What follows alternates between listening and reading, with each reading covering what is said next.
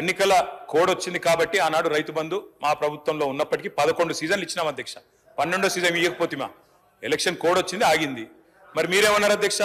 December 3కు ముందు తీసుకుంటే 5,000, December 3 తర్వాత తీసుకుంటే 7,500. ఇప్పుడు మీరు చెక్కిన లెక్క ప్రకారం ఇచ్చినారా అధ్యక్ష? 7,500 ఇచ్చారా? మంత్రి గారు చెప్పాలా? ఇవ్వలేదు అధ్యక్ష. అధ్యక్ష మార్పు మార్పు మార్పు అని ఉదరగొట్టారు అధ్యక్ష. మార్పు అంటే ఏందో అనుకున్నాం అధ్యక్ష. పేరు మార్చి రైతు బంధు పేరు మార్చి రైతు భరోసాను పెట్టి పైసలు మాత్రం గవే. 5,000 7,500 అయితే అనుకున్న రైతులు 7,500 మాత్రం కాలే. అందుకే నేను అంటా ఉన్నా అధ్యక్ష, ఈ ప్రభుత్వం ఒక్కొక్క రైతుకు బాకీ పడ్డది. ఒక్కొక్క రైతుకు మీరు పడ్డ బాకీ ఈ రోజు వరకు, పోయిన యాసంగికి మీరు రైతు భరోసా అన్నారు, పేరు మార్చారు, కానీ 2,500 రూపాయలు అదనంగా మీరు ఎకరానికి ఇవ్వలేదు. నిన్న వానాకాలం మొత్తం ఎగ్గొట్టిను, రైతు బంధు ఎగ్గొట్టిను. మీరు 7,500 ఇయ్యాల్సి ఉండే ఎకరానికి మీరు ఇయ్యలేదు, మొత్తం ఎగ్గొట్టినరు. ఇప్పుడు యాసంగి 7,500 ఒక ఎకరానికి ఈ రాష్ట్రంలో రైతుకు ఇవాళ మీరు బాకీ పడ్డారు. ఆ బాకీ 17,500 రూపాయలు.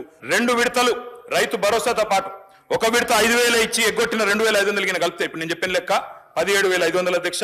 మొత్తం 70 లక్షల రైతులు లెక్క తీసుకుంటే మీరు రైతులకు పడ్డ బాకీ ఎంత అంటే 26,775 కోట్లు ఖచ్చితంగా కట్టియాలని చెప్పి బీఆర్ఎస్ పార్టీ తరఫున మేము మిమ్మల్ని రిక్వెస్ట్ చేస్తా ఉన్నాం అధ్యక్ష. ఇప్పటిదాకా మా సోదరుడు పెద్దపల్లి ఎమ్మెల్యే గారు కూడా మాట్లాడారు అధ్యక్ష, రుణమాఫీ అయిపోయింది, మొత్తం జరిగిపోయింది అధ్యక్ష. వాస్తవం ఏంది అధ్యక్ష? రుణమాఫీ వీరు ఎన్నికల సమయంలో ఏం చెప్పారు అధ్యక్ష?